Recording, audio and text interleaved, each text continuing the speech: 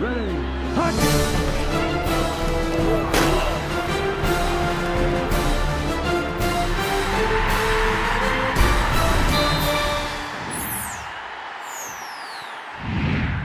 For some people to believe maybe, but you guys have won 8 games away from home, 8 games in a row away from home. That's not hard to believe. For some people, maybe out here. Again, you guys, you throw your statistics out, and again, I remind you, since you were the one that was really intent on talking about it, is, 5 of those losses came when Sam Bradford was hurt. So we're probably pretty lucky we didn't lose more games at home that year as well. Not only Sam Bradford, Jermaine Gresham, and a host of other guys. So, your statistics fit an article. They don't necessarily tell the true story. You lost some of those games by a possession or less. Well, again, without a lot of key players. Right. So a lot of those guys that were on that 09 team that were freshmen or sophomores or whatever, they're seniors now, they're juniors. You see that, they go on the road and it's not a problem. It's just another game. It's always challenging. 2 years ago it was serious, kind of a serious Again, you're issue. talking 2 years ago. It's a different team. Every team's different. If we lose 6, 7 starters next year and on the road, we're going to have a hard time. Yeah. So, just like we did that year.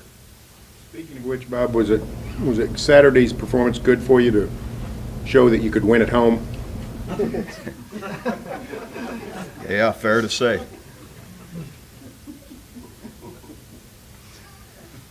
That's a good one. Ryan, and mentioning body of work, I don't know if you're familiar with it, makes me think of Moneyball.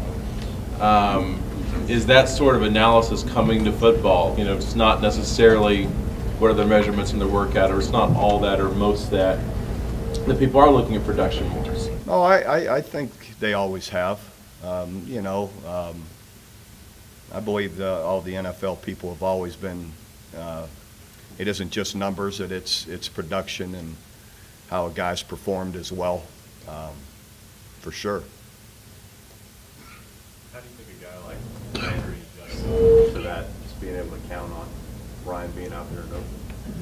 Yeah, it's fair to say whenever if you feel the pressure or you don't feel you have the time, or it's pretty easy to go, well, I know the first guy I'm looking for, and as he's usually open, so it'll be an adjustment, I'm sure.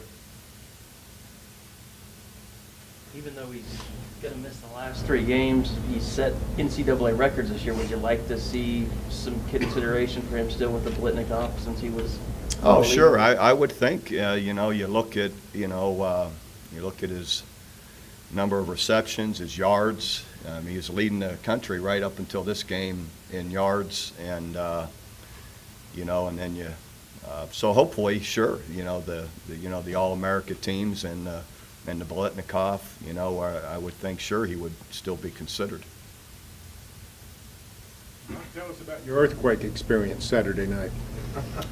I thought it was pretty cool. I was just sitting at home, with my family, and they had some kids over and friends over, so just watching the game and flipping around from game to game, and all of a sudden everybody started getting, I didn't notice it at first, and everybody started getting all excited, and I saw the chandelier kind of swinging back and forth in the kitchen.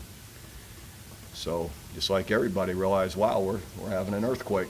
It's pretty cool. So never been in one before, or at least I have, I guess. I just hadn't felt it. But so didn't get too excited about it. What about the 2 games you were watching? What were your thoughts on those? Polar opposite ball games. Yeah, but equally as good. You always appreciate good defense, and the same, you appreciate some good offenses too. So anyway, so they were tight games and went down to the wire with both of them. How do you explain, third quarters, you guys have been really good this season, come out. Well, just 2 games, right? Or what, some other ones too. I just remember the last 2. You guys have outscored everybody 110 to 18. Well, I guess that is pretty good, Myron. I'm sorry, I don't pay attention to that. I just keep saying, you come out, you played well. You come out and the players executed, and I give the assistant coaches credit to a degree that, hopefully we're making some decent adjustments or, relaying to the kids, here were a couple problems in the first half. This needs to get straightened up if we're going to play better in the second half. Offensive guys are always, all right, these are the plays we want to get to here in the third quarter. Be ready for them, think about what we got to do. So, but, players ultimately are the ones making the plays. So they've for whatever reasons, have executed well in the third quarter. How much time do you actually have at halftime to make adjustments? Too 10 much, minutes or- but 20 minutes. So by the time we get in there, we got a good probably 14, 15 minutes, to go over some stuff with them. I guess actually by the time we talk through some of it with them, it's probably more like 12. But Do you use every second, or is that more than enough time for? no, it's enough. But we sometimes are more than others, it just depends on how the game's going. Like the other night, I felt really defensively we were playing great. They had the one scramble play at the end of the half. And, so you're in there, we didn't have a ton of adjustments, but hey, in the second half, here's the things they've done well, let's make sure we're still on top of them, So it just depends, each game's a little different. You and your staff talk first, and then you go talk to the team after Well, the that? defensive staff goes right to the board with the players. The offensive guys get together for a few minutes and talk through, as a staff, their issues and what they want to get to in the second half. You see the Lake Bell package, whatever it's called, expanding? Sure. Continuing to evolve? Hopefully, yeah. No, I'm not hopefully. We will. I'll make sure of it. So, but I know Coach Heupel and Coach Norvell want to as well. So it's, little by little, giving it more and more. This will be a great week to give it, some more attention and to expand on it a little bit and to get everyone more and more comfortable with it. And it's really, been an advantage, third down efficiencies and red zone, scores. So, and again, I think there's more to come with it. I know he's a big guy, but, if you talk to guys like Brent Venables about it, he's a quarterback.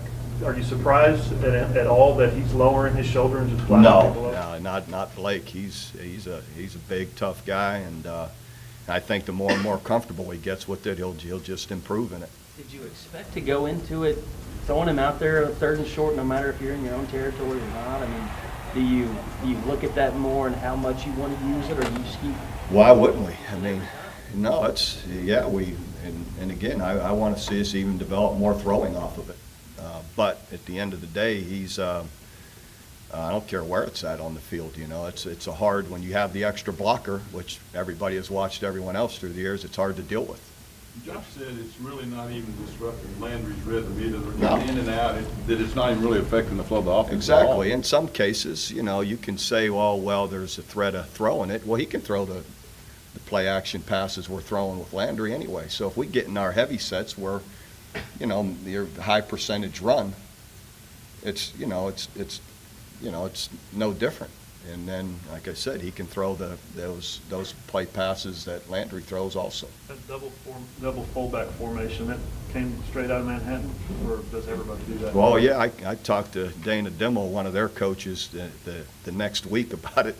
And he says, those guys got one of our plays. I said, oh yeah, we're not dumb. We see what works down there sometimes, or what's hard to deal with, and so I was teasing them that we copied a little bit of it from you. But anyway, but there's more to come with it. There's a ton of different ways you can work that. We've talked about Trey, obviously, over the last couple of years a lot.